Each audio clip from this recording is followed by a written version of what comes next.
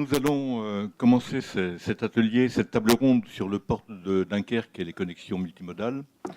Alors bien sûr, vous n'avez pas pu lire, sauf ceux qui sont allés sur Internet avec le document PDF, le dossier du maître d'ouvrage, mais certains d'entre vous ont certainement lu cette revue avec un article consacré au projet.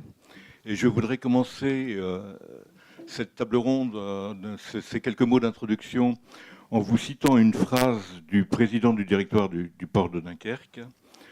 C'est un projet réaliste et néanmoins ambitieux qui s'appuie sur des connexions multimodales performantes, voies ferrées, routes, voies fluviales, et pour lequel nous nous attacherons à mobiliser des financements. C'est la seule citation de Stéphane Raison dans ce document-là, donc j'en déduis que c'est important. Et j'en déduis également que vous avez choisi la bonne table ronde. Chacun peut en effet considérer que l'arrivée et le départ par voie maritime nécessitent une infrastructure de transport, des réseaux de transport qui soient très efficaces pour desservir l'Hinterland. On peut certes parfois empiler des conteneurs, on peut même en faire des logements, mais je n'ai pas cru comprendre que c'était l'objectif du port de Dunkerque. Ce qui compte, donc, ce n'est pas seulement les capacités du port pour accueillir ou réexpédier des conteneurs, mais c'est l'efficacité de l'ensemble de la chaîne logistique, et ce, bien sûr, dans les deux sens, puisqu'il ne faudrait pas que des conteneurs arrivent vides ou repartent vides. Ça ne serait pas très intéressant, ni pour les chargeurs, ni pour le port. On va donc, au cours de cette table ronde, parler de l'articulation entre le lieu d'implantation de ce projet, donc 1000 hectares dans le cas de la solution de base, 1300 hectares dans l'option baltique, sur les 7000 hectares que possède le port en tant que propriétaire foncier. Donc l'articulation entre ce lieu d'implantation et ce qu'on peut appeler l'échelle de fonctionnement donc, de ce projet. C'est-à-dire l'échelle de fonctionnement, c'est ce qu'on peut appeler l'Hinterland, c'est ce qu'on peut appeler la zone de chalandise, c'est ce qu'on peut appeler l'arrière-pays. Je le dis par opposition à l'avant-pays, qui est celui donc où les navires arrivent, et puis je mets aussi dans l'avant-pays ce qui est transbordement, parce que finalement, on ne va pas s'en occuper au titre de cette table ronde. L'articulation, donc lieu d'implantation Hinterland, a son importance, parce qu'en fait, elle détermine le rayon d'action des effets de ce projet. Rayon d'action donc positif si le projet se fait et si les objectifs du port sont atteints, parce que le rayon d'action à ce moment-là des objectifs positifs, le rayon d'action des effets positifs est très important. Il est d'abord local, mais il est aussi sur toute la zone de l'Hinterland, alors que les effets négatifs, donc, qui sont par exemple les risques de pollution, les risques eux-mêmes, les problèmes de changement d'affectation du sol, sont par définition très localisés sur le lieu d'implantation. C'est pour ça qu'il y a peut-être dans cette salle des personnes qui s'estiment un petit peu gênées ou lésées par les effets potentiels du projet, alors que d'autres, au contraire, peuvent s'estimer tout à fait bénéficiaires, certains pouvant même être les deux d'ailleurs. Donc c'est ce que nous allons voir cet après-midi. Vous pourrez vous exprimer en tant qu'acteur pour définir des enjeux, mais bien sûr, vous pourrez y contribuer aussi aux questions formulées dans le cadre de cette table ronde. Donc, on va, j'en termine là, voir au cours de cette table ronde quelles sont les capacités d'accueil des différents réseaux, quels sont les éléments à prendre en compte pour les améliorer, quels sont les points de vigilance, quelles sont les stratégies abordées par nos intervenants, les organismes où travaillent nos intervenants. Et donc pour ça, il va y avoir une triple présentation. D'abord, Christophe Husser, qui est chef du service mobilité et infrastructure à l'ADREAL, la direction régionale de l'aménagement du logement, direction régionale de l'aménagement, de l'environnement, de l'aménagement et du logement.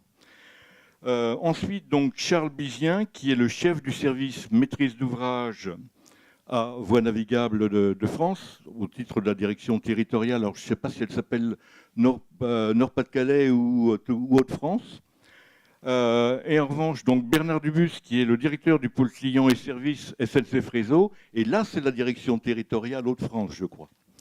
Donc, Je vous laisse la parole, Monsieur Cher, sachant que vous allez, en tant que représentant de l'ADREAL, puisque votre service ne traite pas que des routes, parler aussi de l'ensemble des infrastructures dans une vision régionale. Merci. Donc effectivement, ma présentation qui sera succincte pour laisser la place derrière aux échanges portera d'abord sur la programmation des infrastructures que met en œuvre l'État dans la région Hauts-de-France, et ensuite un panorama sur les enjeux du transport routier de marchandises, les enjeux de mobilité routière à l'échelle régionale et plus spécifiquement sur le territoire dunkerquois, et enfin quelques pistes de réflexion pour l'avenir. Alors, en matière de programmation d'infrastructures, l'outil principal de l'État en partenariat avec les collectivités locales et au premier rang desquelles le Conseil régional déploie sa stratégie dans le cadre du contrat de plan État-région. Donc aujourd'hui, on est dans une programmation quinquennale 2015-2020, 2 contrats de plan approuvés avant la fusion des régions Picardie et Nord-Pas-de-Calais. Fusionner ces 2 contrats de plan représente en matière de mobilité multimodale un investissement d'un peu plus d'1,4 milliard d'euros, avec une part de l'État qui est de l'ordre de 500 millions d'euros, le reste étant essentiellement porté par le Conseil régional et par d'autres collectivités, départements et grandes agglomérations. On voit que l'investissement de l'État se concentre en particulier sur le volet routier et ferroviaire, avec également un volet important sur les infrastructures fluviales. Donc on ne parle pas là du canal Seine-Nord, mais bien des infrastructures, du développement des réseaux fluviaux existants, de la mise au gabarit de ces infrastructures. Un volet portuaire également significatif, 35 millions, entre 30 millions qui contribuent directement au développement du port de Dunkerque, et également un soutien au port intérieur, au port exploité par les chambres de commerce et d'industrie. Et également, alors c'est peut-être marginal sur les chiffres, mais c'est significatif parce que c'est la seule région hors Île-de-France où un tel volet est présent, 2,6 millions d'euros pour soutenir les modes actifs, principalement pour contribuer à la résorption des effets de frontières que font les infrastructures de transport lourdes, autoroutes, voies ferrées, voies navigables. Les enjeux stratégiques auxquels le contrat de plan a vocation à répondre portent bien évidemment sur le transport de voyageurs, mais aussi sur le transport de marchandises. Les grandes priorités, donc favoriser l'attractivité du territoire, en particulier l'accessibilité des grandes agglomérations et notamment de la métropole de Lille, qui est un enjeu majeur pour la région. Mais également l'accessibilité aux pôles d'emploi des territoires voisins, la Belgique avec laquelle il y a beaucoup d'échanges dans le nord de la région, mais également l'Île-de-France qui, pour le sud de la région Hauts-de-France, est un pôle attracteur extrêmement important. Le renforcement du réseau des pôles urbains par des liaisons interurbaines, ferroviaires et routières, un enjeu sur la qualité de service et la sécurité routière, la sécurité notamment routière, améliorer le niveau de service des infrastructures existantes, maîtriser le développement de la congestion. Enfin, développer l'utilisation des modes alternatifs, alors alternatifs à la voiture individuelle, d'abord par les transports en commun, mais également par de nouvelles mobilités comme le covoiturage, qui présente des leviers importants de maîtrise des volumes de déplacement sur les réseaux. L'utilisation des modes doux, j'en ai parlé tout à l'heure. En matière de marchandises, le gros enjeu, donc, de gros investissements qui sont marqués sur le réseau fluvial et le réseau ferroviaire pour contribuer au développement de solutions de transport alternatives à la route, au transport routier, notamment au travers de l'élargissement de l'hinterland des ports, donc notamment sur le volet fluvial, l'amélioration à grand gabarit du réseau entre le port de Dunkerque et l'hinterland, mais Charles Bizian en parlera un peu plus en détail. En ferroviaire également, on peut citer l'électrification de la ligne, l'achèvement de l'électrification de la ligne entre Amiens et Boulogne. Et puis les itinéraires de contournement des nœuds ferroviaires, notamment de Lille, qui ont pu être réalisés récemment. L'accompagnement des grands projets comme les autoroutes ferroviaires et puis le canal Seine-Nord, donc auxquels contribuent les développements du contrat de plan. Alors, en matière routière, donc le contrat de plan comporte plus de 300 millions d'euros à peu près d'investissement. qui sont répartis un peu sur l'ensemble du territoire, qui contribuent à l'amélioration, à la lutte contre la congestion dans les principales agglomérations, notamment la métropole lilloise, avec des réflexions sur l'élargissement de la 25. On ne parle pas de projet à l'horizon du CPVR, mais plutôt là de développer un projet pour la prochaine programmation. On engage des études. Les compléments du réseau structurant donc au niveau de Valenciennes, avec la mise en service l'an dernier d'un nouveau point d'échange, d'un échangeur complet entre la 2 et la 23. Le renforcement de la qualité de la liaison entre Arras et Lens avec la mise à 2x2 voies de la RN 17, le désenclavement de certains territoires mal reliés aujourd'hui aux grandes agglomérations, avec l'aménagement de la RN2 à 2x2 voies entre Avesnes-sur-Helpe et Maubeuge, et puis les réflexions sur l'achèvement de la RN42 entre Boulogne et Saint-Omer. Voilà pour ce qui concerne ce qui est aujourd'hui en réflexion en termes d'infrastructure dans la région. Alors, le transport routier de marchandises, aujourd'hui, c'est, en 2015 en tout cas, c'est 87% de part modale à l'échelle nationale des flux de marchandises. Donc on voit que c'est extrêmement structurant dans les déplacements. Alors, c'est malgré tout, ce qu'on constate malgré tout, c'est que depuis la crise de 2008 et sur une assez longue période, on a quand même une tendance à la baisse, à la stabilité, voire à la baisse du transport routier. C'est le graphique qui est à gauche, avec en noir le trafic total de marchandises. Donc on voit bien le pic, le creux au niveau de la crise économique, et puis une reprise qui reste modeste, avec par contre, il est vrai, un fort développement du trafic de marchandises par des poids lourds immatriculés à l'étranger, qui est nettement plus dynamique effectivement que le transport routier français. C'est un enjeu auquel le gouvernement s'est attaqué en lien avec la Commission européenne. On voit que les distances moyennes parcourues sont beaucoup plus faibles en transport routier que par les autres modes, enfin, en tout cas en particulier par le transport ferroviaire. La différence est moins marquée sur le fluvial, puisque les bassins fluviaux sont en général plus étroits aujourd'hui. Donc c'est un transport qui est quand même essentiellement sur de la relativement courte distance et qui contribue donc à l'irrigation fine du territoire. On voit que dans la région, c'est le graphique qui est en bas, les trafics internes à la région représentent la grande majorité, c'est la courbe jaune, la grande majorité des déplacements de marchandises dans la région Hauts-de-France. Les trafics qui sortent de la région et qui entrent dans la région sont les deux courbes bleues et rouges, qui sont beaucoup plus modérées. Alors, au-delà de ces quelques chiffres, évidemment, le transport de marchandises génère des externalités extrêmement significatives sur les réseaux routiers. J'ai pris quelques illustrations de ces externalités. La sécurité routière est clairement un enjeu fort. Les poids lourds occupent plus d'espace sur la chaussée, roulent à une vitesse différente des véhicules légers. Cela peut causer des difficultés. On constate sur l'agglomération, notamment dunkerquoise, que 25% environ des accidents impliquent des poids lourds, donc c'est significatif. La réduction des vitesses qui a été mise en place en 2014 a eu un effet sur le nombre d'accidents. Entre 2013 et 2014, on a vu une baisse de près de 20% des accidents sur la 16. Une baisse qui ne s'est pas maintenue, et on constate aujourd'hui une augmentation des accidents qui ont des causes aussi, notamment liées à la crise migratoire, qui génère des événements, qu'on ne rencontrerait pas habituellement sur un réseau autoroutier, qui sont une tendance malgré tout qu'il faut bien évidemment prendre en compte.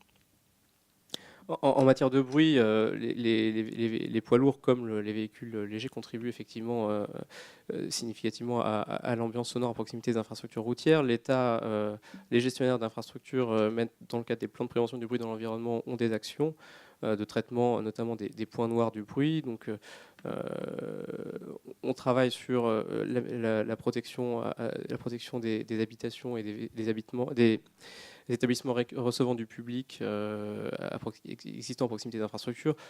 Le premier levier d'action sur le bruit, c'est bien évident de maîtriser l'urbanisation à proximité des infrastructures et de choisir l'urbanisation qu'on fait à proximité des infrastructures, éviter les habitations, les ERP, etc. Une autre externalité importante du transport routier, c'est l'usure des routes. Un poids lourd représente entre 20 et 100 véhicules légers en termes d'usure des routes. C'est la principale cause, des besoins d'entretien et de régénération des réseaux routiers. Et enfin, la pollution de l'air, les émissions de CO2. Là-dessus, il faut quand même reconnaître que, alors d'une part, la tendance plutôt à la baisse du trafic routier ces dernières années modère le poids du transport routier dans la pollution, même s'il reste un des premiers contributeurs. Et puis l'amélioration des véhicules permet quand même également des gains. Alors, en matière de réseau routier, à l'échelle régionale, on a un réseau autoroutier qui est dense, qui est très maillé, qui a globalement des capacités importantes, si ce n'est que des points significatifs au niveau des traversées d'agglomération et de l'accessibilité, de l'accès à la métropole lilloise. Donc les couleurs en noir et en rouge matérialisent les zones les plus fortement congestionnées. Alors c'est une carte qui, à l'échelle du trafic journalier, donc on n'est pas là sur l'heure de pointe qui présente encore d'autres enjeux, mais qui n'a pas la même, qui n'adresse pas non plus les mêmes trafics. On voit que notamment l'agglomération dunkerquoise à l'échelle de la journée dispose encore voilà, n'est pas complètement congestionnée, même si on peut effectivement à l'heure de pointe sentir de la congestion. On a un réseau qui est en partie concédé, la 26 notamment, la 16 au sud de Boulogne, qui là dispose de réserves de capacité extrêmement importantes en raison notamment du péage.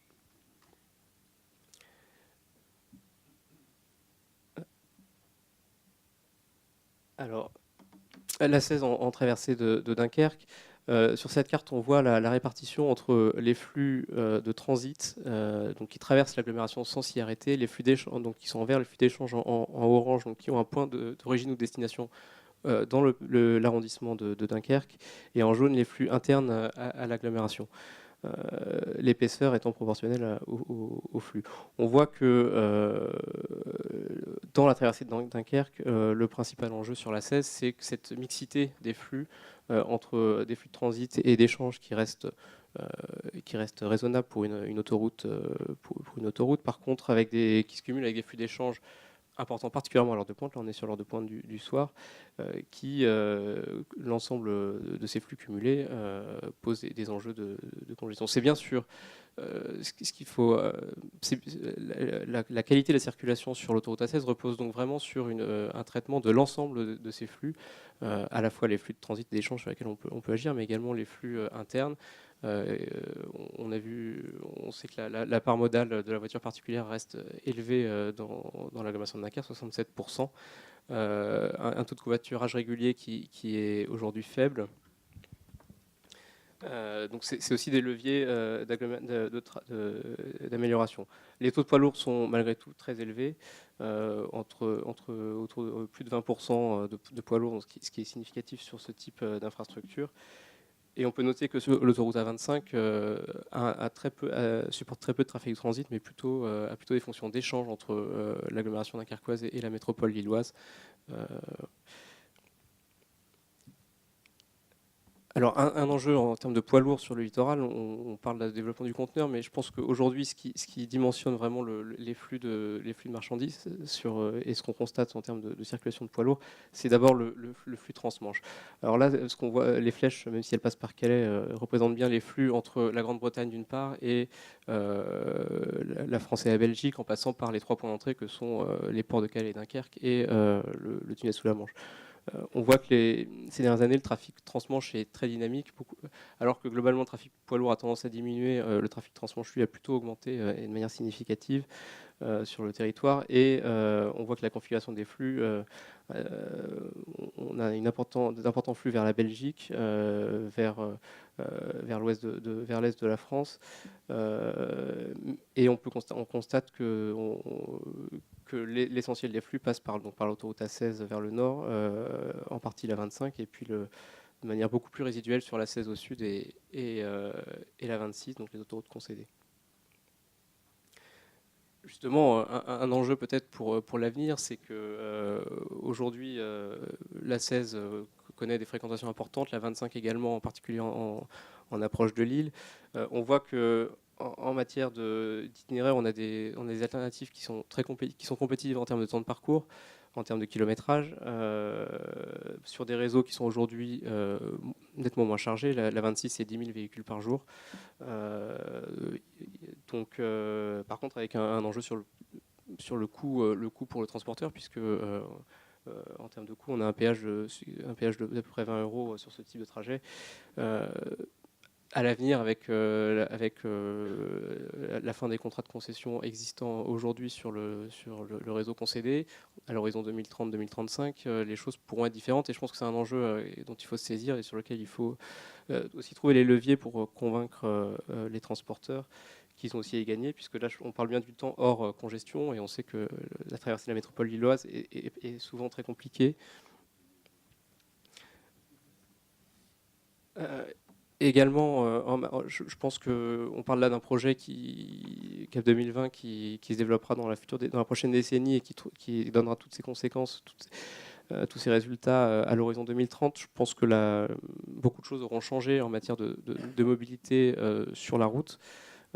Au-delà des infrastructures, aujourd'hui, la connaissance des déplacements et des trafics se développe avec des applications. On a la possibilité de mieux informer les usagers des conditions de circulation, des itinéraires les plus compétitifs. Des mesures qui sont déjà mises en place sur la 25 et qui ont vocation à s'étendre d'abord sur la métropole lilloise et ensuite sur le réseau structurant de l'État de régulation des vitesses et régulation d'accès aux autoroutes, qui permettent de modérer la congestion. Les véhicules autonomes, c'est aussi un enjeu. Les photos que j'ai prises ici sont des expérimentations qui se sont développées, qui ont été mises en œuvre ces derniers mois en Europe, de faire circuler des trains de poids lourds, donc qui permettent en réduisant les interdistances et en contrôlant la vitesse, de limiter leur impact sur la congestion et d'améliorer la sécurité routière. Enfin, la motorisation des poids lourds. Aujourd'hui, les moteurs actuels émettent beaucoup moins d'émissions. Demain, ils fonctionneront peut-être au gaz. On a des expérimentations en Allemagne de poids lourds alimentés par caténaire. Il y a des réflexions le poids lourd restera très certainement un élément de la chaîne logistique majeure. On passe pas de 87% de part modale à 0, mais son usage de l'infrastructure sera sans doute amené à changer, et il y a des pistes de réflexion à saisir.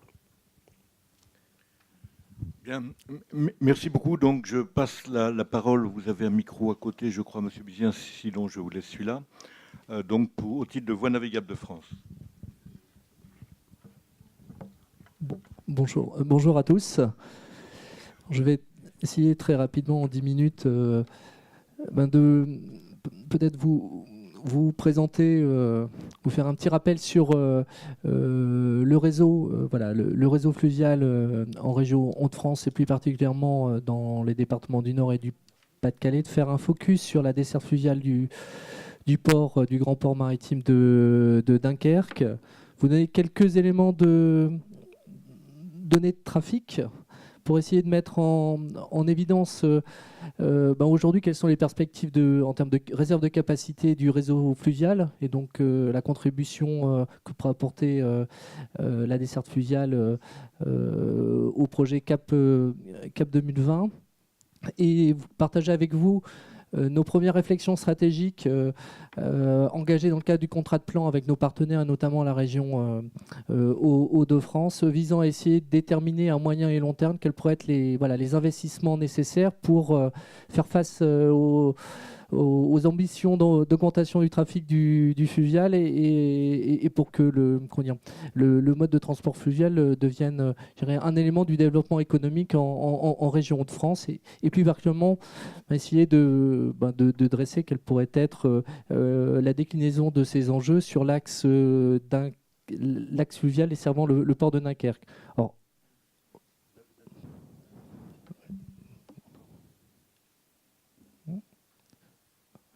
donc, le réseau fluvial, alors, je vais parler en ex-région Nord-Pas-de-Calais, puisque encore aujourd'hui, on est aujourd'hui au sein de VNF. Voilà, la direction territoriale a comme périmètre d'action les départements du Nord et du Pas-de-Calais. Donc, c'est 240 km de réseau à grand gabarit, donc avec un axe principal qui est l'axe Dunkerque-Escaut, donc une liaison qui permet de faire la liaison entre le Valenciennois et l'agglomération de Dunkerque, et une branche au niveau de Bovin, l'axe de Lys, qui permet de se connecter via la Lys au réseau des voies navigables belges et néerlandaises. Alors, le trafic actuel, c'est un petit peu moins de 12 millions de tonnes, dont 9 millions de tonnes générées sur le réseau. Voilà, sur le réseau.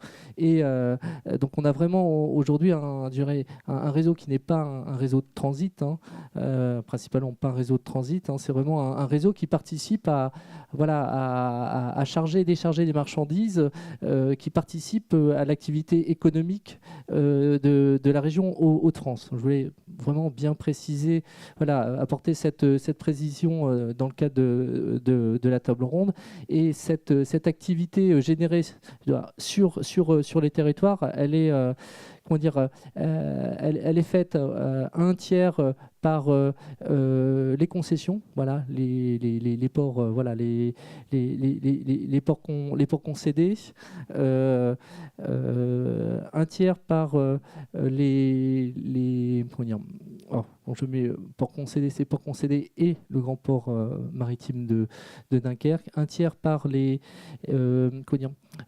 quais à titre privatif qui sont confiés avec un usage privatif à des privés, à des industriels, et un tiers par des quais publics que VNF met à disposition à la demande de chargeurs.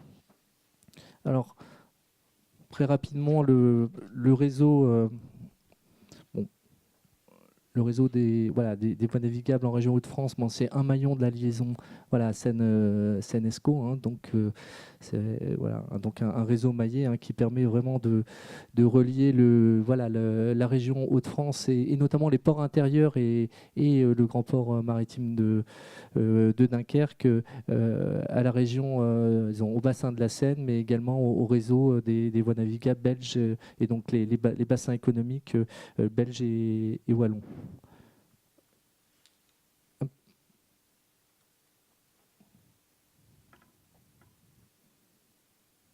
Donc un petit focus sur la desserte fluviale du port de Dunkerque.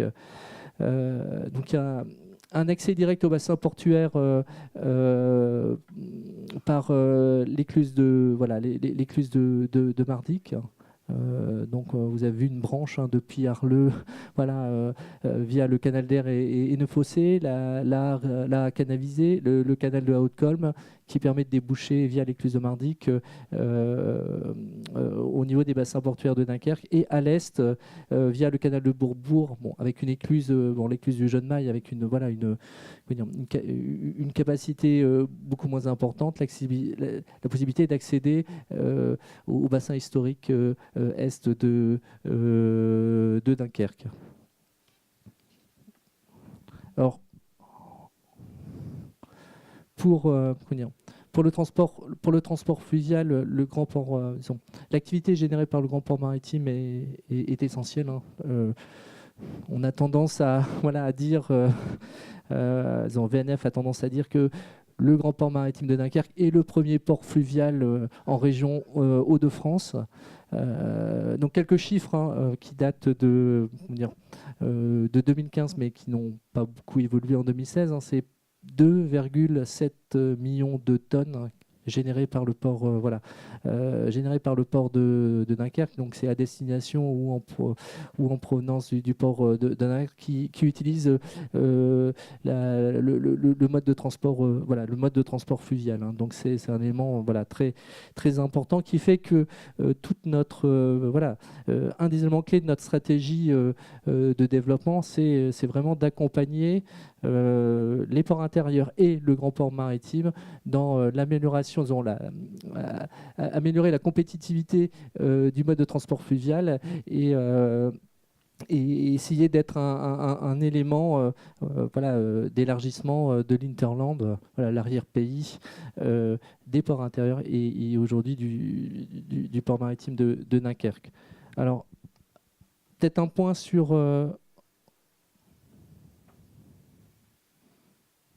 peut-être un point sur l'accessibilité. Aujourd'hui, on a un réseau qui est accessible donc aux bateaux de 110 mètres, voire 135, 135 mètres. Donc, on a un premier enjeu qui est d'essayer de permettre l'accessibilité à des bateaux de plus en plus grands, puisque cela permet de faire baisser le coût, le coût de transport. Donc aujourd'hui, dans le cadre du contrat de plan, on termine sur l'ensemble du réseau, du réseau Nord-Pas-de-Calais, la mise au grand gabarit, c'est-à-dire de rendre accessible aux bateaux de maximum de 110 à 135 mètres l'ensemble de notre réseau. Donc aujourd'hui, on a sur la branche de Dunkerque un réseau qui est capable de faire passer des bateaux au maximum de 110 à 135 mètres. On a un deuxième enjeu, c'est de pouvoir faire face à l'augmentation du trafic, c'est d'éviter une congestion, une saturation, parce qu'un des avantages, du fluvial, c'est à contrario de sa vitesse, c'est un enjeu, c'est d'essayer de rester fiable, d'assurer une certaine régularité en termes de transport sur notre réseau, sur la desserte du Grand Port Maritime. Aujourd'hui, on n'a pas de souci de saturation à moyen et long terme. On a actuellement sur cette branche de l'ordre de 4 à 5 millions de tonnes et on a une réserve de capacité jusqu'à 12 à 14 millions de tonnes. Donc aujourd'hui, on a un réseau qui est capable de faire face aux enjeux de développement de trafic par voie d'eau liés au projet CAP 2020. Et par contre, on a un enjeu très, très fort sur lequel on travaille, c'est la fiabilité. Et la particularité de la branche qui dessert le port de Dunkerque, c'est une branche qui, sur le papier, n'a pas d'itinéraire fluvial alternatif. A contrario de l'axe Dulles ou de l'Escaut, où on peut, sur le papier, imaginer, si on avait un jour un gros pépin avec un blocage de plusieurs semaines, voire plusieurs mois, imaginer que les transporteurs empruntent l'autre axe sur l'axe Dunkerque si on devait avoir... un souci, c'est toute la navigation fluviale qui serait bloquée avec des impacts forts sur la desserte du port de Dunkerque et notamment les 2 700 000, donc un tiers du trafic généré sur le port. Donc on a, dans le cadre d'une réflexion en cours avec du contrat de plan, on a identifié quatre enjeux majeurs. Premier enjeu, c'est élargir la plage horaire. Voilà, c'est infrastructure constante, augmenter notre capacité en élargissant la plage horaire. Aujourd'hui, on est ouvert 14 heures plus 4 heures supplémentaires à la demande et de passer à une ouverture 24 heures sur 24, 7 jours sur 7. Et pour la mise en place de la téléconduite de l'ensemble de nos 16 écluses de grand gabarit, donc passer à un mode d'exploitation rénové et moderne. C'est de fiabiliser, sécuriser le fonctionnement. Un élément clé de la boîte d'eau, elle doit être fiable. Donc maintenir notre taux de disponibilité. Aujourd'hui, on a un taux voilà, un bon taux de disponibilité, il faut le conserver. On a un patrimoine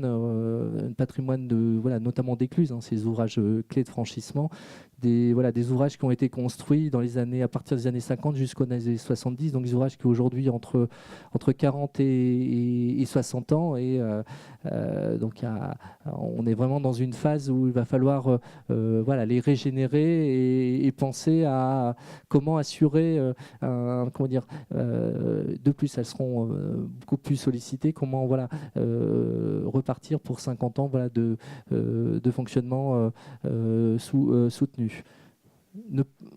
Dans nos enjeux, c'est ne pas oublier aussi ces services à usagers, parce que le transport par voie d'eau, c'est pas simplement faire passer des péniches ou des bateaux, c'est aussi avoir une logistique qui soit efficace, et c'est donc d'offrir les services aux mariniers, aux transporteurs qui vont bien. Donc c'est penser aux garages écluses, zones de stationnement, prendre en compte la problématique des matières dangereuses, les bassins de virement. Et on a un objectif à plus long terme, hein, c'est dans le cadre de la liaison Seine-Escaut, canal Seine-Nord, qui permettra de passer des bateaux de 285 mètres. C'est comment on peut à long terme, en cohérence avec l'ensemble des maillons de la liaison Seine-Escaut, pouvoir un jour peut-être imaginer permettre l'accessibilité à des convois poussés de 185 mètres. Mais ça, c'est, je dirais, des ambitions pour 2050, 2060 peut-être, mais il faut aujourd'hui peut-être déjà y penser et puis commencer à avancer très, très en amont. Alors, ces enjeux, c'est vraiment comment peuvent se traduire sur l'itinéraire fluvial Dunkerque-Arleux. Donc, comme j'ai précisé, il y a un seul accès fluvial. Voilà, donc il faut avoir en tête ce souci de sécuriser, de sécuriser. D'autant plus que le grand port maritime, en termes de dessert fluvial, a des concurrents forts avec les ports belges et néerlandais. Donc il faut que nos maillons fluviaux soient aussi performants et compétitifs que les maillons, les maillons provenant provenant de la Belgique, et la fiabilité. Hein. C'est la fiabilité, c'est taux de disponibilité, taux d'ouverture. D'où un enjeu qui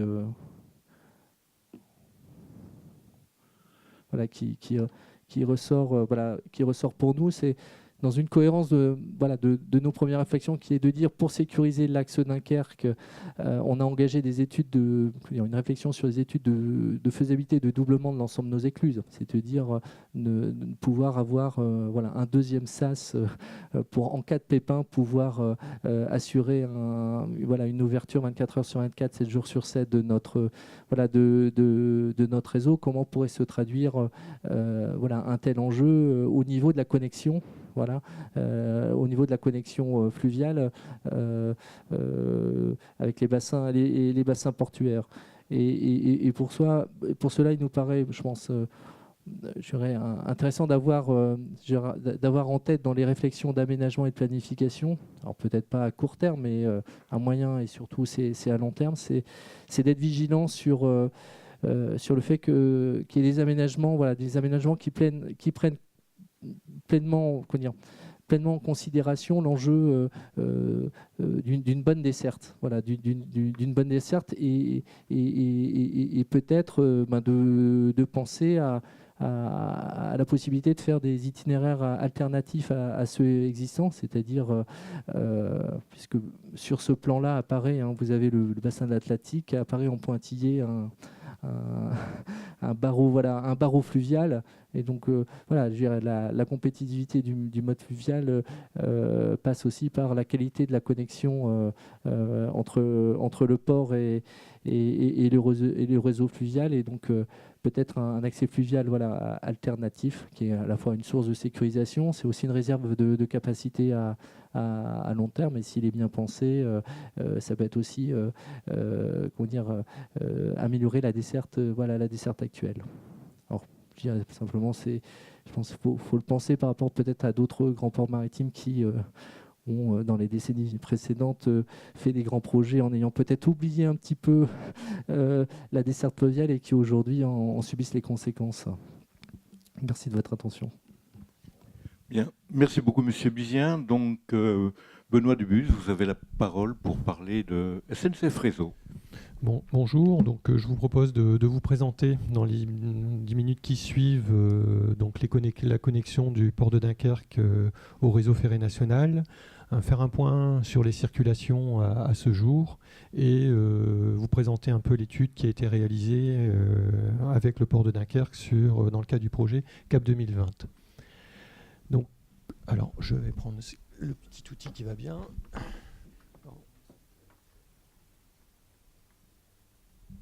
Alors, j'ai pas le bras assez long, voilà.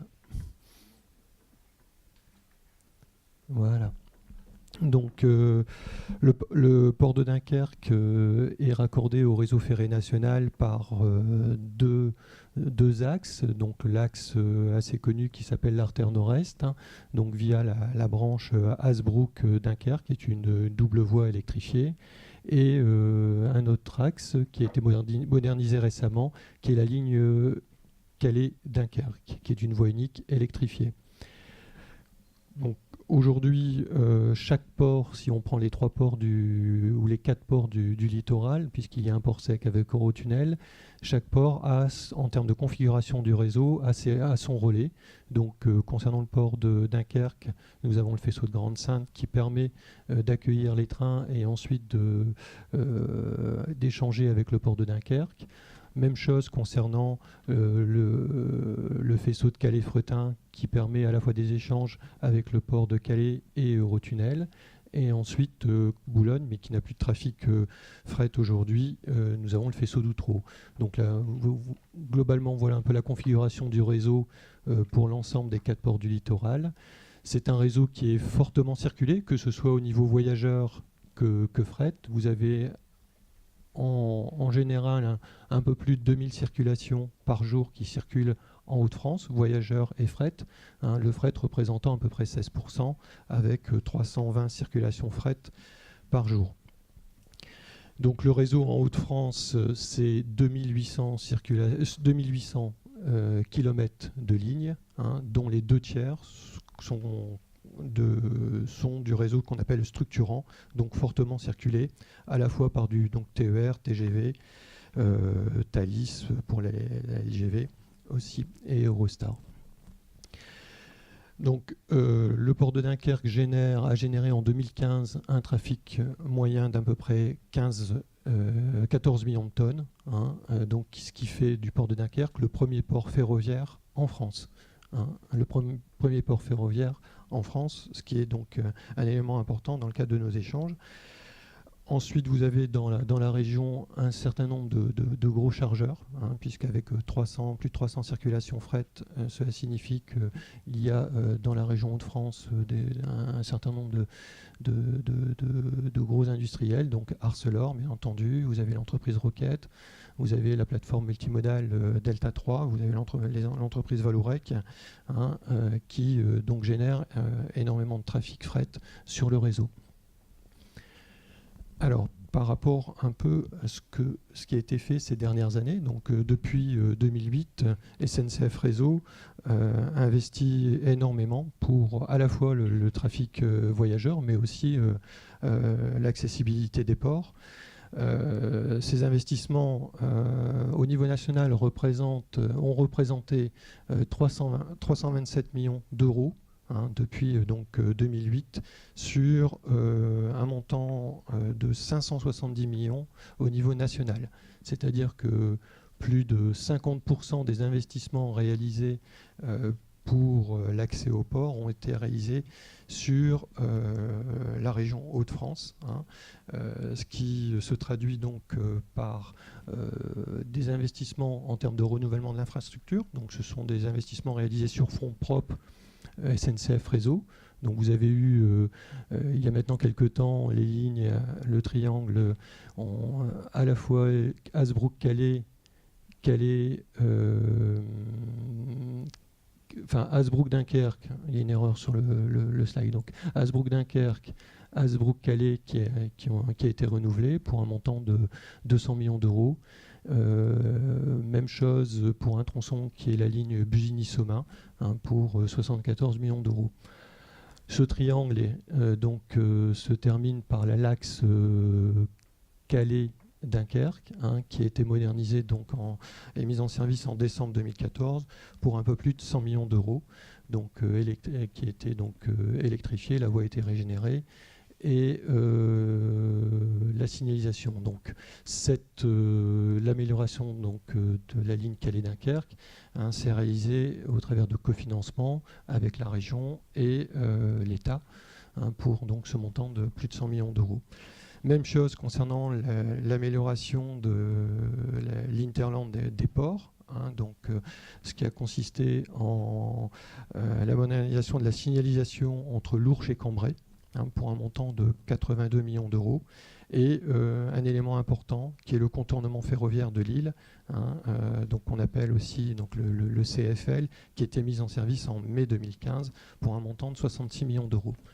Donc voilà les derniers investissements réalisés qui permettent d'assurer une meilleure accessibilité des ports, mais aussi de les rendre plus compétitifs par rapport au marché européen ou international. Alors, en termes d'évolution des circulations, alors, j'ai fait quelque chose qui n'allait pas, peut-être. Voilà. En termes d'évolution des circulations, à ce jour, sur les circulations ferroviaires en Hauts-de-France, sur l'axe, ce qu'on peut voir sur les cartes. Donc, nous avons sur l'axe, je vais détailler principalement l'axe Hasbrook-Dunkerque. C'est à peu près 92 circulations tous les jours, qui est donc un trafic moyen journalier.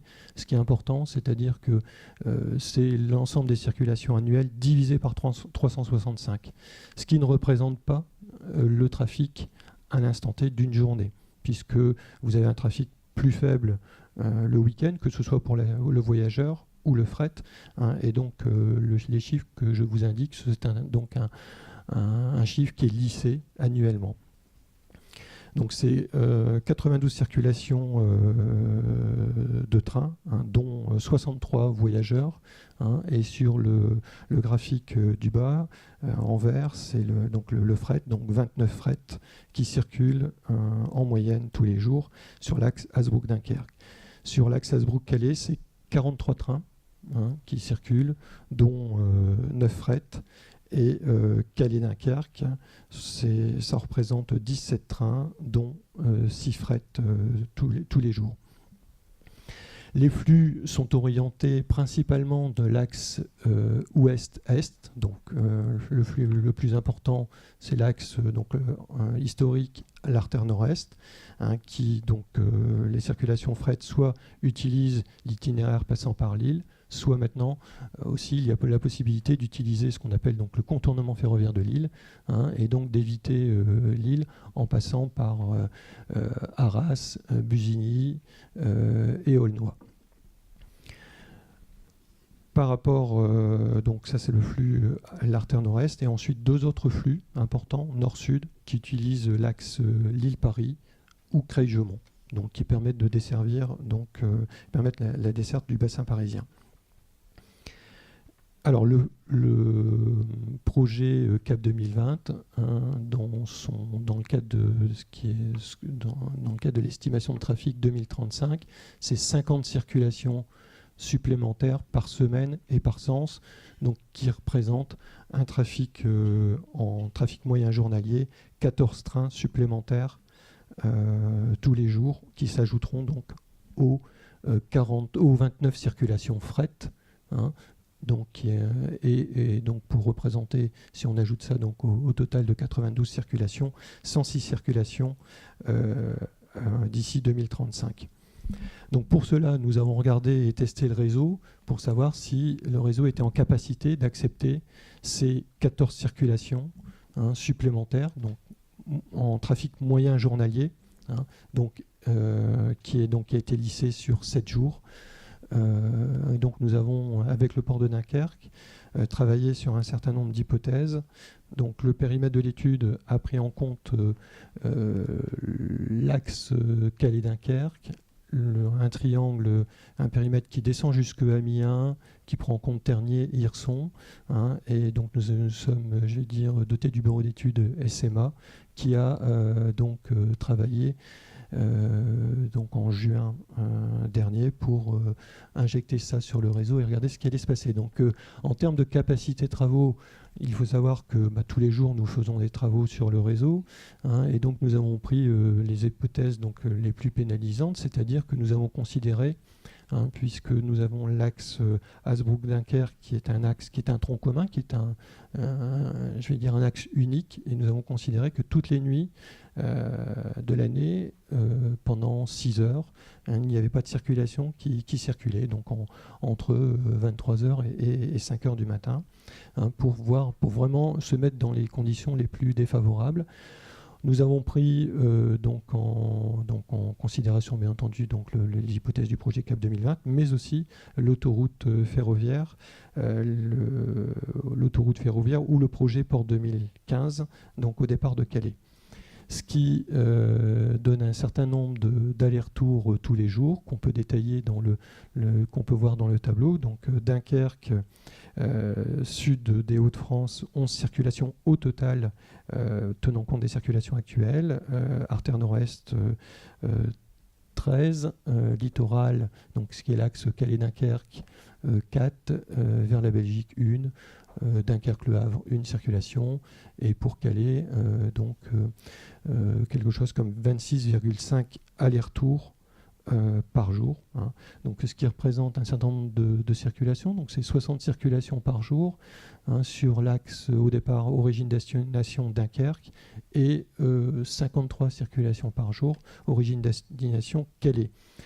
Alors pour se mettre dans les conditions encore plus défavorables, c'est-à-dire qu'on a considéré que tous les trains fret étaient des trains lourds, donc 4400 tonnes qui circulent sur le réseau, ce qui n'est pas le train le plus courant sur le réseau aujourd'hui, mais on s'est mis dans ces conditions-là, donc ce qui fait que c'est un train relativement lent.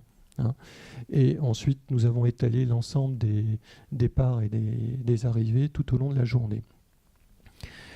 Et pour encore insister sur les conditions les plus défavorables, les 100 circulations dans le cadre du projet CAP 2020 par semaine, nous avons considéré qu'elles n'étaient pas lissées sur 7 jours. On a considéré qu'elles s'effectuaient sur 5 jours, donc les 5 jours ouvrés de la semaine.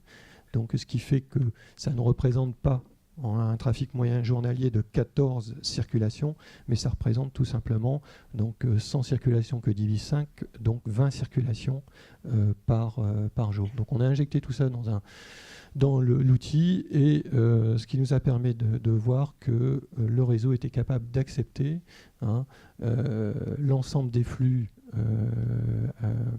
à l'échelle du projet, donc les flux actuels plus les flux futurs, donc que ce soit Port 2015 ou CAP 2020, avec quelques points d'attention, à la fois sur la section Dunkerque-Hazebrouck, puisque effectivement nous devons quand même réaliser des travaux, mais néanmoins on s'est mis dans les conditions où on considérait que ces travaux étaient activés toutes les nuits, ce qui n'est pas le cas en fonctionnement normal, puisque normalement c'est activé une dizaine de semaines dans l'année. Et quelques points d'attention aussi concernant la traversée de la gare d'Hazebrouck et des bifurcations de Saint-Léonoble qui s'effectuent à niveau. Néanmoins, ce qu'il faut retenir, c'est que tout comme ce qui a pu être dit pour la partie voie navigable de France, nous n'avons pas aujourd'hui nous savons écouler l'ensemble du trafic sur le réseau ferré national. Voilà. Merci beaucoup, Monsieur Dubus. Donc, je vais maintenant vous donner la parole. Alors, avec une règle du jeu que je voudrais rappeler. Donc, on est sur le thème des connexions. Donc, si vous pouvez limiter vos demandes de précision, vos questions à ce thème-là, ça serait parfait, sachant que dans le cadre du débat public, bien évidemment, vous pourrez poser d'autres questions. Oui, monsieur. Ensuite, monsieur. Et vous, on prendra ces 3 premières, on réponse ensuite et d'autres questions après. Voilà, François Soulet, donc je suis le président du conseil de surveillance du port. Je souhaitais faire quelques précisions. D'abord pour dire que le port de Dunkerque est de loin le port le plus multimodal de France, hein, puisque 51% des activités qui sont faites aujourd'hui sur le port, acheminement et enlèvement, sont faits par les systèmes. On dit multimodaux, mais ça veut dire ferroviaire ou fluvial. Parce que multimodal, ça pourrait être autre chose. On va dire en report modal, 51%. Comme vous l'avez dit, monsieur, nous sommes la première gare ferroviaire de France. Et comme vous l'avez dit, nous sommes le premier port fluvial de France. Donc de ce côté du côté du multimodal, si vous voulez, le port est très attentif à ce que les choses avancent bien. En ce qui concerne le fluvial, d'ailleurs, on a une liaison, entre autres avec Lille, par le biais d'une navette qui est supportée par le port de Lille et par le port de Dunkerque. Nous avons repris 200 km de voies ferrées à l'intérieur du port, qu'on a trouvé d'ailleurs dans un état assez moyen. C'est le musée du port du ferroviaire, hein, qu'on a 60 différentes sortes d'aiguillages, dont certains qu'il faut usiner à la main parce que ça ne se fait plus. Donc on est en train de remettre tout ça en état, et il se trouve que la SNCF a accepté très récemment de terminer avec nous les travaux qui vont permettre de séparer la partie électrique du port et la partie électrique de l'État. C'est une très bonne chose, ça va nous permettre d'avancer. Ce qu'il faut savoir aussi, c'est que on a, compte tenu des procédures ferroviaires qui sont utilisées, là je parle que de fret et que de chez nous, hein. Si vous partez avec une loco diesel parce qu'il n'y a pas de caténaire et que vous passez 3 km après avec un caténaire, il y a toute une procédure qu'il faut réviser tout le train, et donc vous perdez 1 heure, 2 heures, 3 heures selon le cas. Bon. Deuxième chose qu'il faut savoir, c'est que en ce qui concerne la qualité du réseau ferroviaire, elle est très diverse en fonction du type de trafic que vous faites. Si vous avez, comme vous l'avez dit, des trains lourds, on a une bonne productivité et une bonne qualité de service de la part du chemin de fer, il faut le dire, hein. Et c'est quand même une part importante de notre activité, puisqu'on arrive à peu près à 96% de trains qui arrivent à l'heure, qui partent à l'heure et qui arrivent à l'heure. Mais c'est pas mal, 96%, on fait déjà beaucoup. Quand on fait, alors par contre, il faut que ça soit des trains lourds et réguliers. C'est-à-dire que si vous ne l'avez pas prévu 2 ans avant, les choses changent. Non, mais je vous assure, c'est 2 ans avant. Si vous passez à moins de 2 ans avant, alors là, vous tombez. Parce que je suis content d'entendre que vous avez la capacité, je le crois effectivement, hein, de faire passer beaucoup plus de trains. Mais nous, on n'a pas les sillons. On n'a pas les sillons. Et si on n'a pas les sillons, on ne fait pas passer le train. Donc le train, il a la capacité de passer, mais on ne peut pas le faire. Vous voyez. Donc, quand on réclame des sillons à moins de 2 ans, alors là, la productivité, elle descend autour de 50%. Et si on fait du wagon diffus, mais on n'en fait quasiment plus, alors là, on est à 25% de train à l'heure. Donc, si vous voulez, on ne peut pas tout traiter le trafic ferroviaire de la même façon, selon qu'il s'agit des trains réguliers et lourds, des trains réguliers et pas lourds, des trains lourds et pas réguliers et des wagons diffus. Bon. Donc, pour nous, en tant que clients, c'est un vrai souci. Et aujourd'hui, le souci, il est là. Est-ce qu'on va trouver les sillons ? Donc ça, c'est une question qu'on peut poser au niveau du débat public, puisqu'il est là. Est-ce qu'on va trouver les sillons pour pouvoir faire passer ces trains ? Vous avez la capacité de le faire, mais encore faut-il que ça puisse se faire. Bon. Deuxième élément, en ce qui concerne le fleuve. Alors j'ai entendu, monsieur, que vous vouliez nous doubler les écluses. Ça, c'est sympa. J'allais dire, si on faisait déjà le canal Seine-Nord, ça serait pas mal. On verra après à doubler les écluses de ceux qui existent déjà. Hein. Mais bon, pourquoi pas ? Mais ceci dit, si vous voulez, ça a un impact direct sur l'activité des chargeurs, dont je suis. C'est que quand vous prenez le réseau fluvial aujourd'hui, effectivement, comme vous l'avez dit, il n'y a qu'une seule écluse. Et donc, si l'écluse est en panne, que ce soit un bateau qui tape dedans, que ce soit l'écluse qui a un problème, etc., vous n'avez plus d'écluse. Et donc, nous, en tant que chargeurs, on ne peut pas dire aux transporteurs routiers, tu gardes tes camions dans le garage, et puis le jour où ça ne va pas le fluvial, là, tu vas me mettre les 100 camions qu'il me faut. Donc, on est bien obligé, quelque part dans notre stratégie, de conserver de la route pour pouvoir garantir notre activité quand, par cas, le fluvial ne colle pas. Ceci étant, le fluvial, il ne colle pas. Ce n'est pas très souvent, heureusement. Hein. Mais enfin, bon, c'est dans la stratégie de logistique, c'est des choses qui peuvent intervenir. Et puis la troisième chose, alors je reviens là au ferroviaire, c'est que le fret, il n'a pas la priorité sur le passager. Jamais. Hein, pour l'instant. On pourrait imaginer un réseau TER où les passagers ont la priorité le matin et le soir, le matin quand ils vont au boulot, le soir quand ils repartent, et qu'au milieu, les trains de fret puissent passer. Parce que autant de trains de fret qui ne passent pas, autant de camions sur la route. Bon. Mais, il faut le dire, les transporteurs routiers, particulièrement les constructeurs de camions, ont fait des efforts considérables qui font qu'aujourd'hui, alors il ne faut pas le dire parce que c'est pas correct de dire ça comme ça, mais je vais le dire quand même, les camions sont devenus beaucoup, beaucoup moins polluants qu'un grand nombre d'autres moyens de transport. Hein, voilà, il faut quand même le dire. Et donc, dans un certain nombre de cas, le camion est une bonne alternative. Il faut le dire. Voilà. Et donc, on le dit. Voilà. Si bien que, si vous voulez, quand on regarde le global, alors je termine pour dire que, parce que je passe un coup au ferroviaire, un coup au fluvial, il y a le problème de ce qu'on appelle le coup de pince, puisque là, on est en train de parler d'un bassin à container. Quand on prend un container et qu'on le met sur un bateau, ou qu'on le met sur un bateau, sur une barge ou sur un wagon, en principe, l'État vous donne une subvention. Le problème, c'est que ça fait 2 années de suite que la subvention a été promise et qu'elle a été donnée en quantité moindre que ce qui était prévu, et que maintenant on se demande quel est l'intérêt pour le chargeur de considérer cette subvention qui finalement ne vient pas. Bon. Et ça joue, par exemple, sur l'artère nord-est dont vous avez parlé.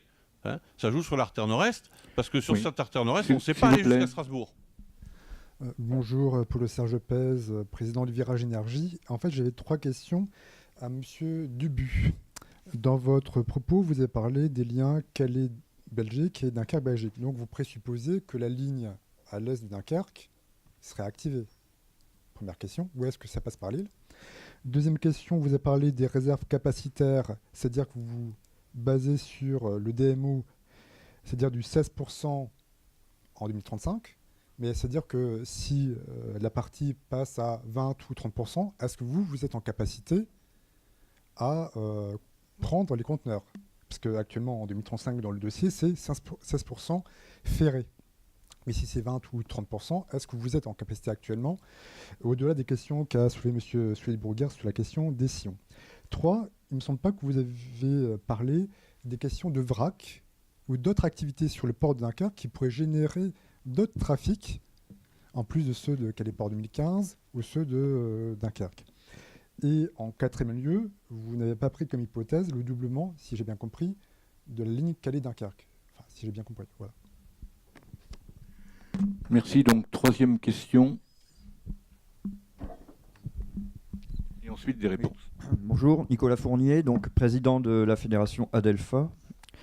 Donc, je ne vais pas être très long, je vais juste dire que cette question de la multimodalité, ça va être sans doute un des enjeux essentiels du débat public. On est ici sur un territoire où on a déjà énormément de trafic poids lourd, hein, ça a été dit, avec une accidentologie quand même assez importante, notamment sur l'autoroute A16, mais aussi la 25 qui est chargée à certains moments de la journée. Donc ça se ressemble peut-être plus à certaines heures de pointe, c'est vrai. Mais quand on voit que le trafic conteneur, si je reprends les chiffres de 2013 qui sont dans le dossier du maître d'ouvrage, page 76, on parle donc de 80% du trafic conteneur qui va sur la route. Et on prévoit de rabaisser ce taux de 80% à l'horizon 2035, de le rabaisser à 49%. Donc effectivement, il y aura une baisse en proportion du trafic routier, mais pas en volume, puisque dans le même temps, évidemment, on va quasiment multiplier par 8 le nombre de conteneurs qui sortira du port de Dunkerque, passant donc de 300 000 chiffres de 2013 à 2,5 millions à l'horizon 2035, dans une bonne quinzaine d'années. Donc j'espère qu'on aura quand même les réseaux suffisants en termes fluviaux et ferroviaires pour reporter cette part de trafic routier sur ces moyens de transport qui sont tout de même beaucoup plus propres et plus respectueux de l'environnement. Je crois savoir que le canal Seine-Nord le projet est remis en cause actuellement. Hein. On sait que la région là, essaie de le défendre bec et ongle. Voilà, donc pour moi, le projet CAP 2020, CAP 2020 ne pourra pas se faire tant qu'on n'aura pas l'assurance qu'il y ait ces moyens de transport multimodaux qui seront effectivement en œuvre dans un avenir proche. Voilà, c'est vraiment, sinon c'est mettre un peu la charrue avant les bœufs, je dirais. Et je reviens aussi sur les propos du président de la CPDP, M. Archimbaud, qui disait récemment dans la presse que dans quelques années, c'est un camion qui sortira du port toutes les 30 secondes. Donc ça fait quand même un... Pardon ? En moyenne. En moyenne. En moyenne. Alors voilà, quoi, pour la sécurité des populations, l'aspect pollution, l'enjeu climatique, effectivement, j'espère que l'enjeu multimodaux sera réellement pris en compte et que ce ne sera pas seulement des vœux pieux. Merci. Merci bien. Donc, au titre des enjeux, vous pourrez d'ailleurs le signaler cet après-midi et puis vous pourrez ensuite en reparler lors du débat. Des réponses maintenant aux 3 questions posées et puis après on reprend d'autres questions. Donc, le ferroviaire j'ai quelques questions. Donc, je vais répondre aux premières questions concernant les circulations sur le réseau, hein, et la part entre le voyageur et le fret. Donc, SNCF Réseau, et je pense que c'est très très important, traite de manière équitable l'ensemble des entreprises ferroviaires, que ce soit des entreprises voyageurs de fret, que ce soit des entreprises ferroviaires de fret ou des entreprises ferroviaires voyageurs. Donc il n'y a pas de priorité donnée à telle ou telle entreprise. Quand l'entreprise est dans ce qu'on appelle son sillon, dans sa circulation, elle continue et les trains, je vais dire, se succèdent les uns après les autres selon ce qu'on appelle un graphique de circulation. Et ça, c'est très très important. Il n'y a pas de priorité donnée aux voyageurs par rapport au fret. Tout le monde circule sur le réseau en toute équité à partir du moment où les trains sont à l'heure, donc au rendez-vous. Et ça, c'est très très très important. Il n'y a pas donc de priorité donnée. Concernant les sillons et la capacité à obtenir des sillons, on va dire de dernière minute, effectivement, un sillon qu'on a moins de 2 ans, à moins de 2 ans, il est effectivement de moins bonne qualité que si nous l'avons, ce qu'on appelle travaillé auparavant, préconstruit, comme nous le faisons pour les circulations voyageurs, où nous, quelque part, préconstruisons, nous essayons d'avoir le graphique de circulation voyageur 3 ans, 2 ans avant, telle manière à ce qu'on sache exactement ce qui circule sur le réseau, mais aussi que ces circulations puissent ne pas interférer ou que l'inverse, que les travaux puissent s'insérer correctement dans ces circulations. Puisque les travaux sur le réseau sont relativement importants, puisque nous sommes en train de rénover le réseau et il y a énormément de chantiers à insérer sur le réseau. Et donc ces travaux sont planifiés 3 ans avant. Nous sommes actuellement en train d'ordonnancer, planifier les travaux pour 2020. Et en parallèle, effectivement, nous construisons les circulations, que ce soit voyageurs ou fret, pour 2020. Donc à partir du moment où nous avons des sillons qui sont demandés en dernière minute, et effectivement, ils sont de moins bonne qualité. Et donc ils doivent utiliser ce qu'on appelle la capacité résiduelle. Et donc parfois, ces circulations doivent s'arrêter 5 minutes, 10 minutes dans telle gare, telle manière à pouvoir laisser passer un train voyageur. Mais c'est ce qu'on appelle, c'est ce qui est prévu dans l'horaire qui est donné donc, au train fret. Par rapport aux questions qui ont été posées sur est-ce que vous avez prévu de doubler la ligne Calais-Dunkerque ? Non. Dans les hypothèses de l'étude, nous restons sur une voie unique. Il lui reste de la capacité. La ligne Calais-Dunkerque avec, j'ai annoncé 17 circulations train moyen journalier annuel. Il lui reste de la capacité pour encore voir passer d'autres trains, que ce soit voyageurs ou fret. Concernant une potentielle réouverture, quand on dit passage vers la Belgique, c'est en utilisant le nœud lillois ou en utilisant l'artère nord-est et en passant par Gemont. Donc il y a la possibilité, au travers du contournement ferroviaire de Lille, selon la destination en Belgique ou vers l'est de la France, d'utiliser soit le nœud lillois, soit l'axe Aulnois-Gemont. Pour le trafic de vrac, c'est-à-dire en fait, est-ce qu'il y a eu d'autres trafics potentiels pris en compte dans le cadre de l'étude? Bon, on s'est mis volontairement dans des conditions les plus pénalisantes, donc de telle manière à ce que, effectivement, s'il y a d'autres trafics, en fonction de ces trafics, on peut en insérer un peu. C'est la raison pour laquelle nous avons utilisé des données assez strictes, des hypothèses assez strictes. Par exemple, il n'y a pas de train qui circule de nuit sur Hazebrouck-Dunkerque, ce qui n'est pas le cas aujourd'hui, puisque pendant un peu plus de 40 semaines dans l'année, nous avons des trains fret qui circulent la nuit. Voilà. Et donc, par rapport aux 16% de part de marché du fer à l'horizon 2035, avec le port de Dunkerque, nous avons pris l'hypothèse de 16%. Et à ce jour, on a réalisé cette étude dans ce cadre-là, qui est une étude, bien entendu, ce qu'on appelle macro, dont l'objectif, c'était de tester quelque part notre infrastructure. Donc, en fonction des nouveaux besoins ou d'autres besoins, nous, avec le port de Dunkerque, nous pourrons réaliser une étude un peu plus détaillée, en fonction d'origine-destination, d'autres origines-destination, si besoin. Merci. Oui, vous avez quelque chose à ajouter, Monsieur Bizien, ou non? Je pense qu'on a répondu au premier jeu de questions. Je ne me trompe pas? Bon. Oui, donc 2 intervenants au fond.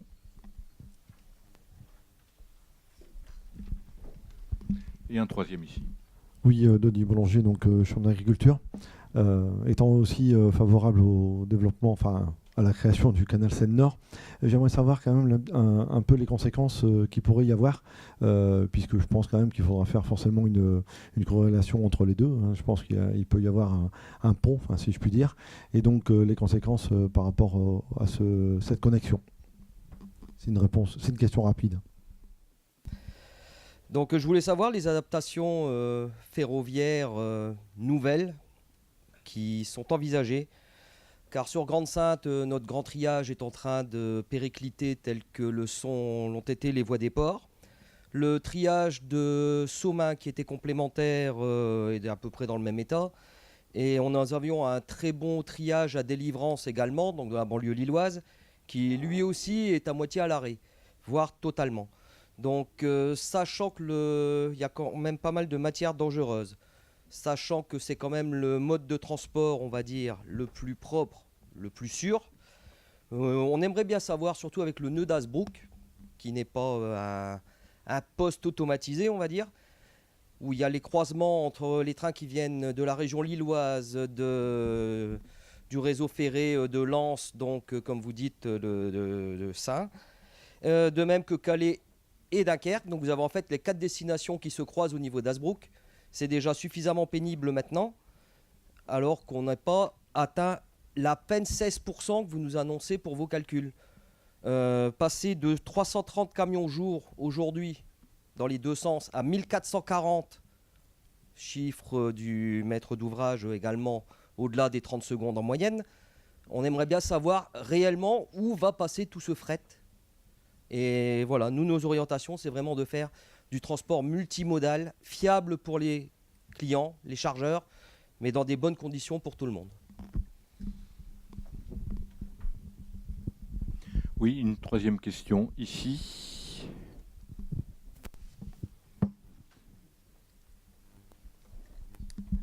Merci, bonjour. Laurent Faucon, donc citoyen, associatif.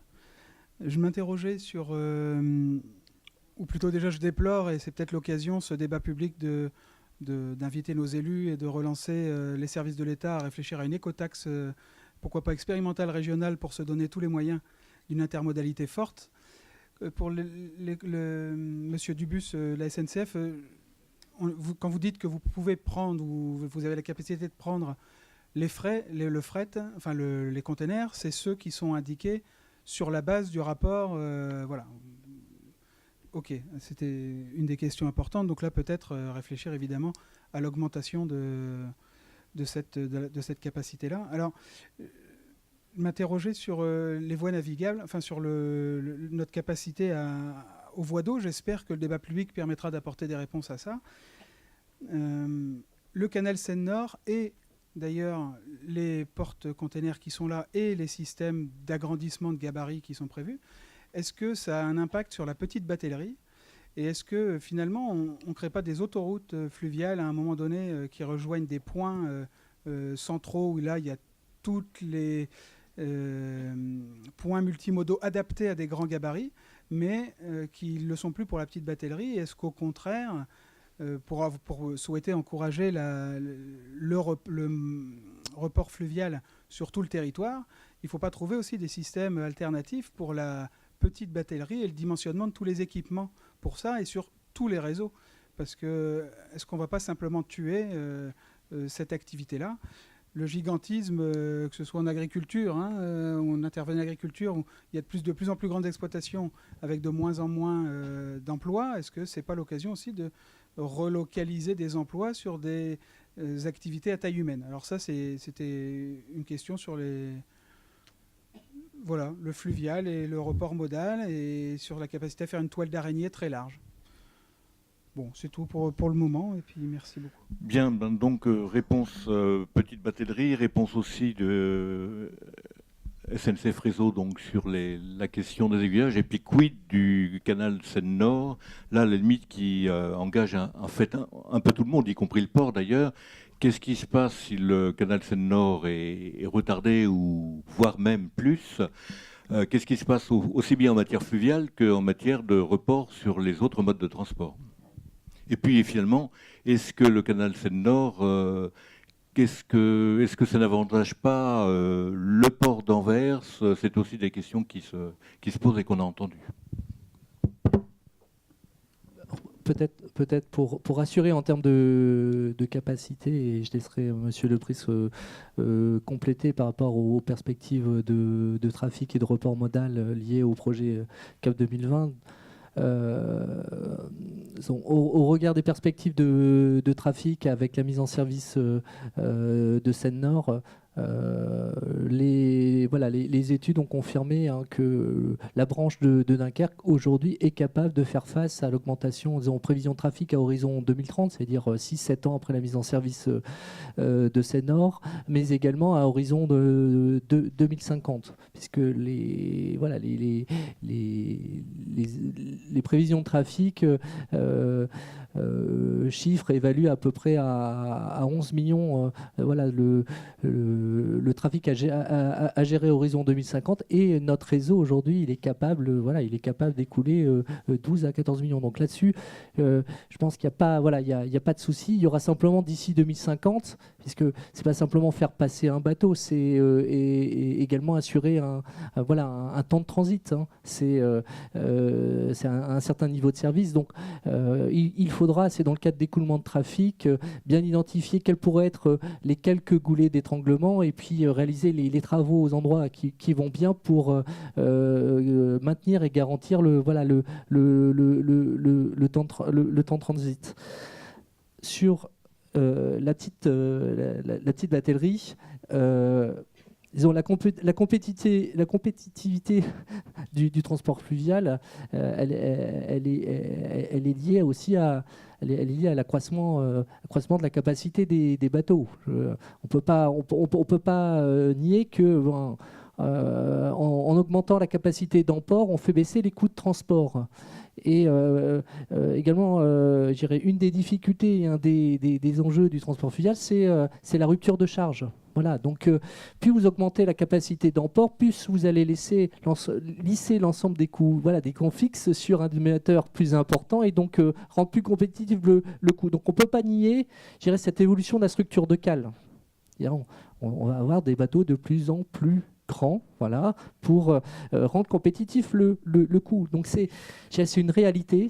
Je pense que c'est une réalité. Aujourd'hui, la flotte Freycinet est amenée à diminuer. Et on a déjà observé cette évolution. Ça ne veut pas dire qu'il n'y aura plus de bateaux fraisinés à horizon 2030-2050. Alors une part importante, une part de structure de cale. Donc je pense qu'on ne va pas privilégier des liaisons entre des nœuds. On a simplement une évolution. Je dirais une évolution de la cale sur des trafics qui vont pas changer. Alors après, sur créer un réseau, un réseau maillé, oui, mais aujourd'hui on doit faire des priorités. Dans le cadre des contraintes budgétaires, aujourd'hui une des priorités de Voies navigables de France, c'est investir sur le grand gabarit. Voilà. En termes d'enjeux.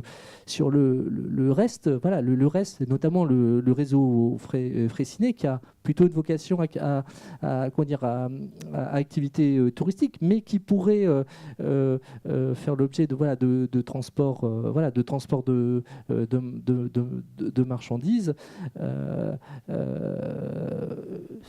C'est notre priorité, c'est pas notre priorité, et si il faut qu'avec les collectivités, je pense que c'est un travail à faire aussi avec les collectivités, parce que le fret ne permettra pas de rentabiliser et de donner un avenir sur ce petit gabarit. C'est du tourisme fluvial, c'est du tourisme fluvestre, c'est des activités qui vont apporter une valeur ajoutée sur le territoire, et si on maintient une infrastructure, pourquoi pas faire du fret? Voilà, du fret, c'est le petit plus, et essayer de développer, de créer un rayon maillon. Bon, je voulais être clair là-dessus. Je pense que faut pas donner de fausses d'illusions, mais les choses sont possibles. C'est un travail à faire, avec notamment VNF avec Olivier sur ce point. Il y a une évolution de la flotte, et il y a aussi un gros travail pour accompagner, parce que aussi l'enjeu, c'est une augmentation de trafic, c'est aussi un besoin en termes de en termes d'armement, d'armement des bahuts. Et c'est vrai qu'il y a des programmes nationaux qui sont mis en place pour aider les mariniers à renouveler la flotte, mais aussi des programmes en termes de formation, professionnalisation, et préparer aussi, puisqu'il va y avoir un besoin, qu'il y ait une offre en face en termes d'armement des bateaux fluviaux. Oui. Et Monsieur Dubus ensuite sur la modernisation d'outillage. D'accord. Donc en complément à ce qu'a dit Monsieur Bizien, le port de Dunkerque est tout à fait d'accord avec ce qui a été indiqué. Et pour expliquer pourquoi il y a peut-être une déconnexion dans un premier temps entre le canal Seine-Nord-Europe et le projet CAP 2020. Alors pourquoi c'est techniquement une déconnexion? C'est parce que le projet CAP 2020, c'est un projet full conteneur. C'est-à-dire on traite du conteneur. Et dans la zone desservie par le futur canal Seine-Nord-Europe, en termes de chalandise, c'est principalement l'ancienne Picardie, le sud de la région Hauts-de-France. Dans cette zone de chalandise, le ferroviaire est plus compétitif que le canal. Donc, ce qui signifie que des chargeurs qui veulent charger à Dunkerque ou venir décharger des conteneurs, s'ils sont positionnés dans la zone du canal, ils vont plutôt faire appel au mode ferroviaire. Ce qu'on a vu tout à l'heure à travers les chiffres, le nombre de navettes impactées dans cette partie de la région Hauts-de-France. Mais bien sûr, le canal Seine-Nord-Europe est important pour le port de Dunkerque, mais pour les autres filières, pour la filière vrac notamment, en particulier pour les matériaux liés au BTP, pour les céréales, pour toutes ces autres filières, le canal Seine-Nord-Europe est primordial et sera un atout majeur pour le développement de l'activité et l'attractivité du port de Dunkerque. Concernant l'infrastructure, juste s'il était possible, en attendant que je réponde donc pour la partie l'île délivrance, l'infrastructure, est-ce qu'il est possible d'avoir des annexes, la présentation d'une des annexes? Non. Bon. Donc concernant, je ne vais pas pouvoir répondre sur Grande-Sainte, Somain, mais par contre je vais pouvoir répondre sur l'île délivrance, puisqu'actuellement donc SNCF Réseau réalise une étude sur le devenir de l'île délivrance, et quelque part que l'Île-des-Livrances réponde aux attentes des besoins à la fois actuels et bien entendu futurs. Entre autres, des entreprises ferroviaires ont été interrogées. Le port de Lille, qui je crois est présent ici, a été interrogé sur le potentiel futur par rapport au ferroviaire. Et donc, par rapport à ça, c'est de trouver les meilleurs aménagements concernant l'Île-des-Livrances, et donc que ce soit en termes de postes d'aiguillage ou de voies de service disponibles, quel est le besoin futur des industriels. Et ça, c'est important puisque ça a été construit il y a maintenant des dizaines d'années, et c'est essayer que nos équipements SNCF Réseau répondent aux besoins de la logistique de demain. Voilà. Concernant donc Hasbrook, moi je voulais simplement vous montrer, mais c'est en annexe, donc à mon avis ça sera disponible sur le site. On mettra les diaporamas sur le site très rapidement. C'est l'évolution des trafics, donc c'est le dernier slide, donc c'est en annexe. J'ai un slide qui présente l'évolution des trafics depuis 2002. 2008, 2013, et donc vous avez vu 2016. Je vais prendre simplement ce qui s'est passé sur Hasbrook-Dunkerque. En 2002, toujours en trafic moyen journalier, nous avions 50 trains. En 2008, 32. En 2013, 28 trains fret. Et en 2016, 29. Donc en fait, ce qu'on peut voir sur le réseau, c'est qu'il y a eu une forte baisse du trafic fret depuis les années 2000, qui a été presque divisée de moitié. Par contre, en termes de trafic voyageurs, nous sommes sur quelque chose de relativement constant. Donc c'est ce que vous allez pouvoir voir sur le dernier slide. Ce qui veut dire que, en fait, effectivement, il y a les installations à moderniser, mais le réseau a une certaine capacité à absorber de nouveaux trafics. Merci bien. Une toute dernière question. C'est pas une question, mais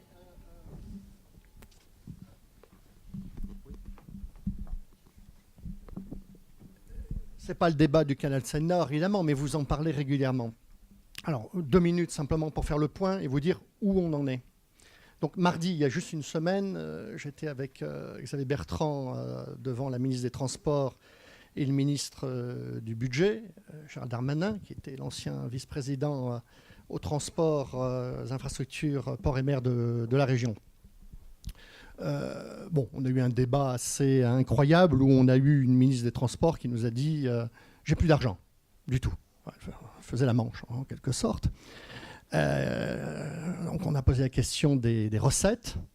Là on a abordé une de recettes possibles sur une taxe régionale à laquelle le président Bertrand est contre, si vous voulez, parce qu'il ne veut pas mettre en cause, si vous voulez, les transporteurs régionaux. Par contre, il y aura une taxe au niveau national, très bien, une taxe à l'essieu, pourquoi pas. On peut trouver aussi beaucoup d'argent, si vous voulez, sur l'État a décidé de faire un rattrapage des taxes diesel sur l'essence. C'est un rattrapage de 23 centimes. Sachez qu'aujourd'hui, les régions ont 2,5 centimes de TIPP, taxe intérieure sur les produits pétroliers. 1 centime, c'est 60 millions d'euros. Donc vous imaginez, 3 centimes, ce serait 180 millions d'euros de recettes. Bref, c'est à la ministre, c'est au gouvernement de décider quels seront demain les moyens qu'ils mettront en place pour, je dirais, financer tout ce qu'ils sont en train de décider aujourd'hui même, demain et après-demain dans le débat. Pour le canal Seine-Nord, où on en est aujourd'hui, on a convenu que dans les 10 jours, on réunirait le conseil de surveillance du canal. On a convenu que la région garantirait l'emprunt de l'État. Je rappelle simplement que ce canal pour l'État, c'est un coût zéro, puisque le simple retour de la TVA finance la part de l'État. Que l'État ne dise pas que ça lui coûtera de l'argent, c'est faux. Alors il y a un emprunt, comme le président de la République est obsédé sur les 3, voire les 2,8%, en tout cas c'est ce qu'il a dit à Merkel, donc il veut absolument que, évidemment, il n'emprunte plus. Donc on garantit l'emprunt, ce qui est un effort important de la région. Comme c'est nous maintenant qui garantissons l'emprunt principal, eh bien, on demande à ce que dans le conseil de surveillance, la majorité ne soit plus à l'État, mais soit à la région. C'est normal, hein. On paye, on décide. Donc voilà où on en est aujourd'hui. Je reste persuadé, c'est une intime conviction, pas toujours se tromper, c'est une intime conviction, je reste persuadé que ce canal va se faire. Et que le président de la République, puisque de toute façon la décision n'est pas au Premier ministre du Havre, mais bien au président de la République, et c'est lui qui décidera dans les semaines à venir. On est relativement pressé. On doit procéder à des achats de terrain dans les semaines à venir. Donc la réunion du conseil de surveillance du canal doit être organisée d'ici 15 jours. Voilà, merci. Merci beaucoup. C'est sur ces paroles que l'on va lever la séance pour aller déjeuner.